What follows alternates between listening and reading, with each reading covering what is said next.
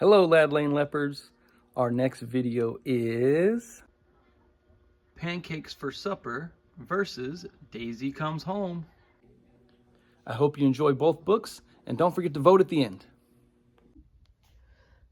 Hello, boys and girls. This is Mrs. Fisher, and I'll be reading Pancakes for Supper.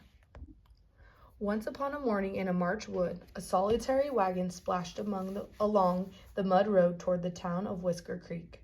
Winter was almost gone, but it had left snowy footprints on the land. Mama and Papa guided the horses, while Toby sat in the back and made up a song to the rhythm of the bouncing wagon. I've got a sky blue coat with purple lining, a sun yellow sweater with green leaves twining, thick orange mittens with a matching cap, buck-hide boots to keep out the damp, fuzzy red long johns and a dress of brown, brand new clothes for Whisker Creek town. Suddenly the wagon hit a big bump and sent Toby flying. Up she sailed, higher and higher, past squirrels in the branches, past soaring eagles and feathery clouds, until she could no longer see her parents' wagon. Then, just as Toby was wondering if she would ever come down again, she began to fall. Down, down, down she tumbled, until finally she landed, sploosh, in a deep, soft pile of snow. But right in front of her stood a huge wolf with terrible green eyes. The wolf paced around Toby in a circle, closer and closer. Hungry, growled the wolf. So hungry am I. I will feast on the child who falls from the sky. Oh, please don't eat me, cried Toby, and I will make you the grandest animal in the forest. A small girl like you? Ha! What can you do? Growled the wolf. I will give you my beautiful blue coat with purple lining. The wolf's eyes gleamed fiercely as it put on Toby's coat and strutted off. Now I'm the grandest beast, west or east. Toby ran off as fast as she could, but just as she reached the crest of a hill, she found herself face to face with a cougar. Rawr, the cougar roared. Kit's in the den waiting to eat. My kitties would love a girl so sweet. Oh, please don't eat me, Toby cried as the cougar crouched to spring, and I will make you the grandest animal in the forest. A small girl like you? Ha! What can you do? Roared the cougar. I will give you my beautiful yellow sweater, said Toby. The cougar gloated triumphantly as it strutted off in Toby's sweater, roaring, Now I'm the grandest beast, west or east. Toby shivered without her warm coat and sweater and peered fearfully into the woods as she ran on. How would she ever find her parents now? In her hurry, Toby didn't notice a furry white-striped animal crawling through the shadows, but it noticed her. For just then she heard a whispered snarl. Come to play? Go away. Plan to stay? Go away, or I'll spray. Toby backed off as quickly as she could, but the skunk was already raising its tail, aiming straight. Oh, please don't spray me, cried Toby, and I will make you the grandest animal in the forest. A small girl like you? Psh! What can you do? Snarled the skunk. I will give you my beautiful buck-hide boots, said Toby. The skunk waddled over to put the boots on its muddy front paws and strutted away, whispering, Now I'm the grandest beast, west or east. Toby ran off, holding her nose, until a porcupine jumped right in front of her, threatening her with its long, sharp quills. Approach me if you dare, but beware. If you try to pull my hair, beware. You haven't got a prayer if you touch me anywhere, so beware. Oh, don't strike me with your quills, cried Toby, and I will make you the grandest animal in the forest. A small girl like you? Ha! What can you do? I will give you my beautiful brown dress, said Toby. A minute later, the porcupine scrambled off wearing Toby's dress, bristling with pride and crying, Now I'm the grandest beast, west or east. The only clothes Toby had on were her red long johns, her orange mittens, and her hat. She had just sat down to rub her frozen toes when a fierce growl arose behind her. There stood a bear, half as tall as a tree, and it drooled hungrily as it grunted. Girl for dinner? Crunchy, good. Roasted on a stack of wood? Or should I stew her? Yes, I should. Young but ripe enough to eat. Crunchy fingers, crunchy feet. Dipped in honey, very sweet.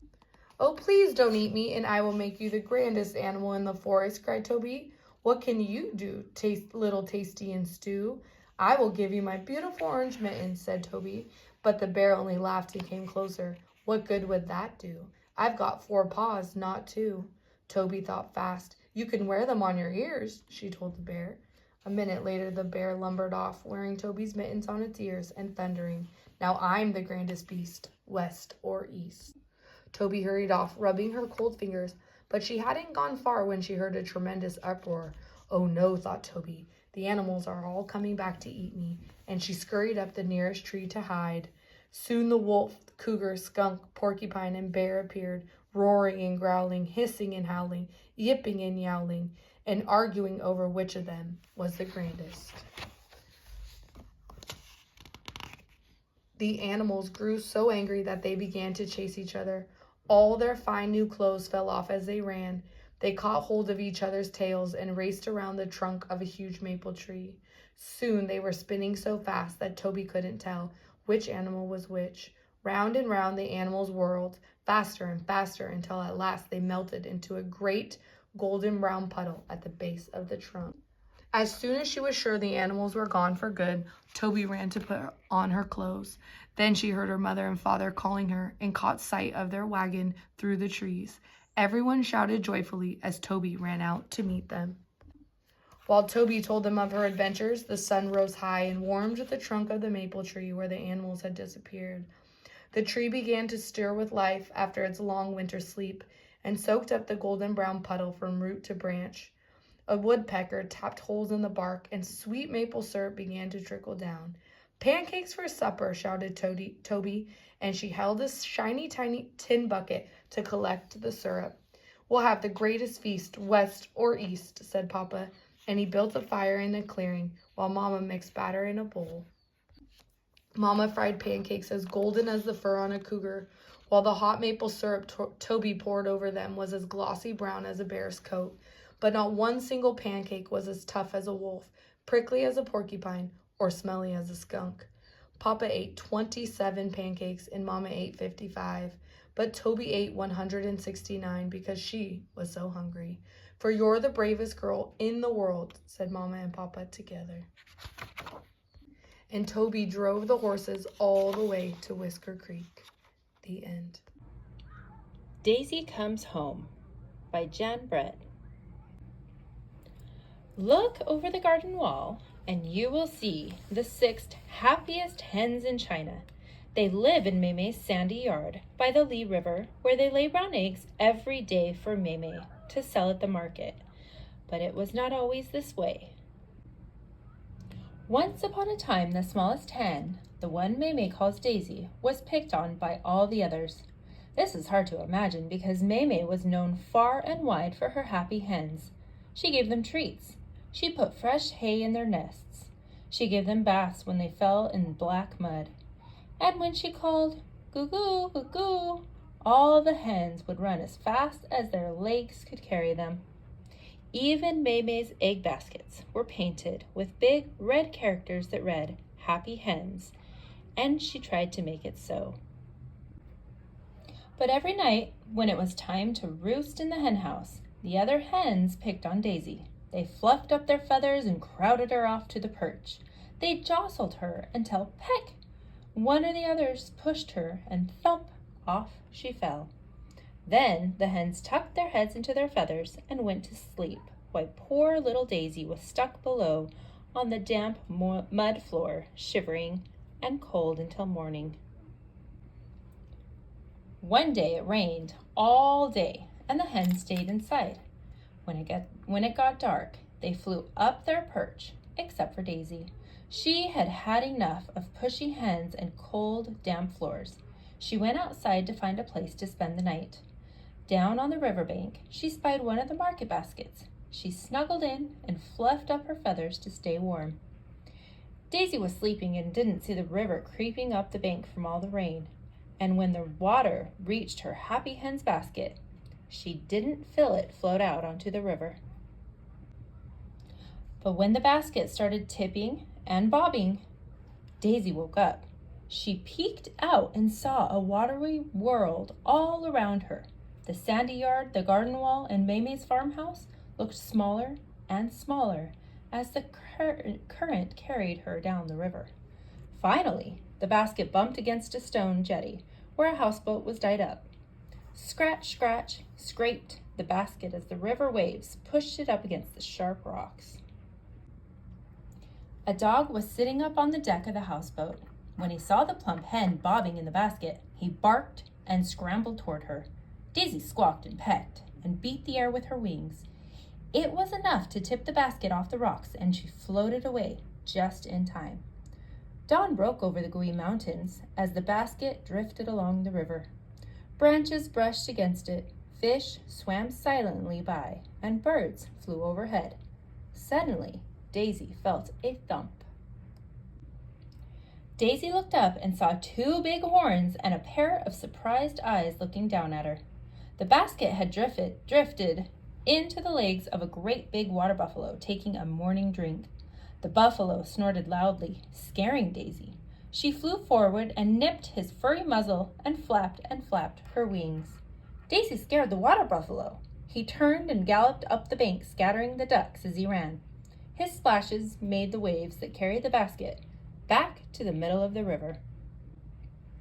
Daisy traveled along all day until her basket was hooked by the roots of the banyan tree, where a troop of red-tailed monkeys lived. The curious monkeys eyed Daisy and climbed down for a closer look. Daisy froze as one monkey crept up to the basket and reached in. Daisy flapped and pecked, nipped and squawked. The startled monkey pushed the basket away. It broke loose from the tree and floated down the river. Daisy wondered what would happen next. Up ahead, Daisy saw a fisherman with cormorants diving all around his bamboo boat. They were catching fish and taking them to him for a reward. The fisherman felt a soft bump behind him. Thinking it was a cormorant, he reached back and grabbed. How surprised he was to see that he was holding a hen instead of a cormorant. "Finders, keepers," he exclaimed. "Little fish, big fish, silver fish, white fish. That's what I sell at the market.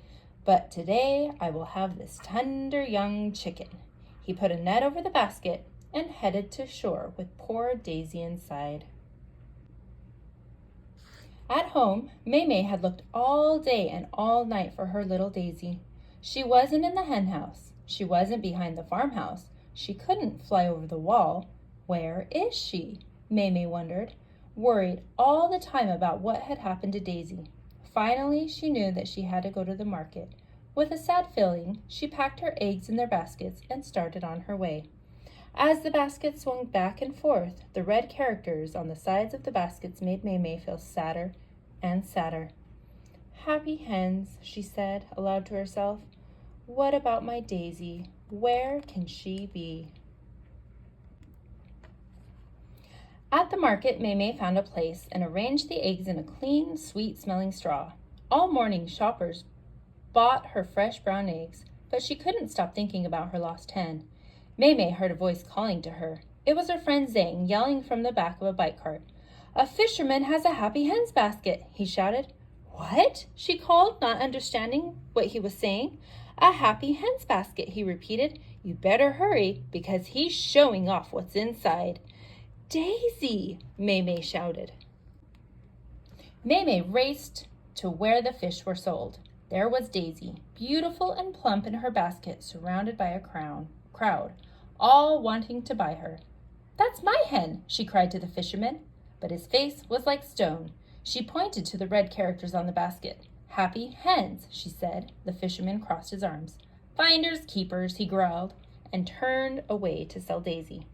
Maymay was about to leave, but her eyes rested on those characters. Happy hens. All she could think about was Daisy in a cooking pot. She squeezed her eyes shut and clenched her fists. She had to do something. "Goo, goo, goo, goo, goo," she called at the top of her voice. And when Daisy heard that call, she answered it the way she had every day of her life.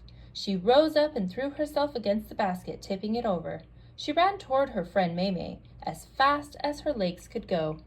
Daisy flew into Maymay's shoulder, and off they went, running back to get Maymay's baskets and go home. The fisherman ran after them, furious. "Stop!" he yelled at Maymay. "That's my hen." "Finders, keepers," Maymay called over her shoulder. And with Daisy clinging to her, she ran and didn't stop until they were safely home. That night, as the sun went down, Daisy took a place on the roost. When one of the big hens fluffed up her wings and spread out, expecting Daisy to fall off the perch like always, Daisy flapped her wings. "I learned that from a boat dog," she clucked. Another hen tried to tip her off. She pushed right back. "I scared a water buffalo like that," she squawked. Another hen jostled her. Peck, peck, peck, peck. Daisy kept her place on the perch and beat the air with her wings. She remembered the monkey, and she pecked and flapped all over again. That's when the hens gave Daisy a place of her own. The lap, lap, lap of the river made a peaceful nighttime song. No bumping, no jostling, no fussing around. Just 6 happy hens, their heads tucked in their feathers, high and warm and safe together. All right, Lad Lane Leopards. I hope you like both books.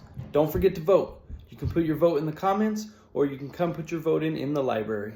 Enjoy! And don't forget to check for the AR test. Go and take those quizzes. Thank you.